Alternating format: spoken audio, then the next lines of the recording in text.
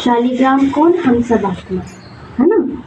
तो शिव जयंती पे बाबा का बर्थडे मनाते हैं ना, तो हमारा भी तो जन्मदिन है, क्योंकि हमारा ये नया जन्म ही तो हुआ है जब से हम बाबा से मिले हैं। तो आप बच्चे बाप का जन्मदिन मनाने आए हो और बाप दादा बच्चों का बर्थडे मनाने आए हैं, क्योंकि बाप का बच्चों से बहुत प्यार है। बाप अवतरित होते ही यज्ञ रचते हैं और यज्ञ ब्राह्मणों के बिना यज्ञ संपन्न नहीं होता, इसलिए यह बर्थडे अलौकिक है, न्यारा और प्यारा है। ऐसा बर्थडे जो बाप और बच्चों का इकट्ठा हो, यह सारे कल्प में न हुआ है, न कभी हो सकता है। ऐसा कोई युग है ही नहीं जिसमें बाबा आते हो और हमसे मिलन मनाते हो। केवल और केवल संगम युग पर ही बाबा आते हैं। तो इसलिए बाबा कहते हैं इस युग की एक एक सेकंड बहुत कीमती है ना। फिर बाबा हमें कभी नहीं मिले, अगले कल्प में मिलेगा। तो बाबा कह रहे हैं बाप है निराकार, है ना। बाप तो ज्योति बिंदु है, एक तरफ निराकार है, दूसरी तरफ जन्म मनाते हैं। इसका क्या अर्थ है, कोई बताएगा। बाबा तो निराकार है, बाबा का तो अपना शरीर नहीं है ना। निराकार का अर्थ यही तो है ना, जिसका हमारे जैसा कार यानी शरीर ना हो, है ना। तो बाबा का तो कोई शरीर नहीं है, बाबा का फिर भी हम जन्म दिवस मनाते हैं, इसीलिए तो शिवरात्रि मनाते हैं। हाँ, तो शिवरात्रि मनाते हैं क्योंकि बाबा का दिव्य जन्म होता है ना। बाबा शरीर का आधार लेते हैं हम सब बच्चों से मिलन मनाने के लिए, है ना। कितना प्यार करते हैं बाबा हमसे। तो बाबा बता रहे हैं एक ही शिव बाप है जिसको अपना शरीर नहीं होता, इसलिए ब्रह्मा बाप के तन में अवतरित होते हैं। यह अवतरित होना ही जयंती के रूप में मनाते हैं। तो आप सभी बाप का जन्मदिन मनाने आए हो, वह अपना मनाने आए हैं। अपना भी बाबा का मुबारक देने आए हो व मुबारक लेने आए हो। यह साथ साथ का वायदा बच्चों से बाप का है।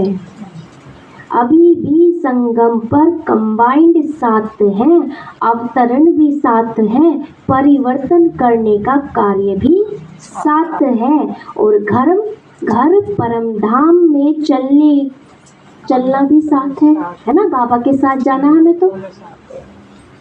तो यह है बाप और बच्चों के प्यार का स्वरूप, है ना। जब से बाबा मिले तब से बाबा साथ है। शिव जयंती भगत भी मनाते हैं, लेकिन वह सिर्फ पुकारते हैं, गीत गाते हैं, है ना। वे बाहरी रूप से व्रत रखते हैं, है ना। आप पुकारते नहीं हो, आपका मनाना अर्थात समान बनना। हमें तो पुकारना नहीं है, आरती नहीं गानी है, गीत नहीं गानी है, हमें क्या करना है, बाबा के समान बनना है ना। तो हम भक्त से अलग है ना। भक्ति हमारी पूरी हो गई है, अब हम ज्ञान मार्ग में हैं। तो हमारा कार्य क्या है, बाप समान बनना, क्योंकि बाबा के समान बन के ही तो हम बाबा के साथ जा पाएंगे। अगर हम बाबा समान नहीं बने तो बाबा नहीं ले जाएगा, है ना। तो बाबा के साथ जाना है तो हमें बाबा के जैसा बनना है।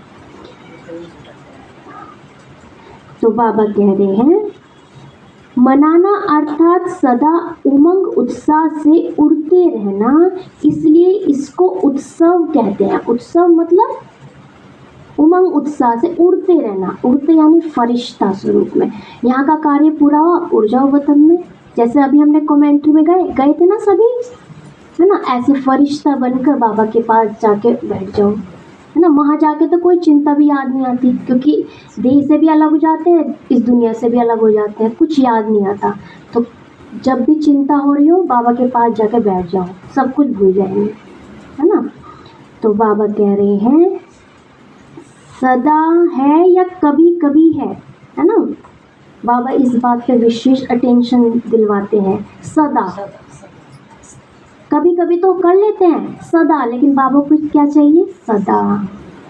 वैसे देखा जाए तो ब्राह्मण जीवन का श्वास ही है उमंग उत्साह। जैसे श्वास के बिना रह नहीं सकते, ऐसे ब्राह्मण आत्माएं उमंग उत्साह के बिना ब्राह्मण जीवन में रह नहीं सकते। तो बाबा ने श्वास किसे बताया? उमंग उत्साह, सदा खुशी में रहना, है ना। बाबा हमें कैसा देखना चाहते? खुश। बस हमें कैसा रहना है? खुशी में रहना है। ऐसे अनुभव करते हो ना। देखो, विशेष जयंती मनाने के लिए कहाँ कहाँ से दूर दूर से भाग करके आए हैं, है ना। माउंट आबू में मिलन मनाते हैं तो अलग अलग देशों से आते हैं। बाप दादा को अपने जन्मदिन की इतनी खुशी नहीं है जितनी बच्चों के जन्मदिन की। इसलिए बाप दादा एक एक बच्चों को पदम गुणा खुशी की थालियां भर भर के मुबारक दे रहे हैं।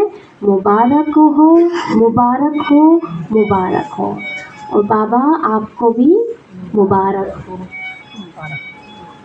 बाप दादा को आज के दिन सच्चे भगत भी बहुत याद आ रहे हैं, है ना। भक्ति करते हैं बहुत, वे भी सच्चे दिल से करते हैं, है ना। बहुत हैं जो दिल से पुकारते हैं। वह व्रत रखते हैं एक दिन का, और आपने व्रत रखा है सदा का सदा। है ना, संपूर्ण जीवन का, है ना। सारे जीवन में संपूर्ण पवित्र बनने का। वह खाने का व्रत रखते हैं, आपने भी मन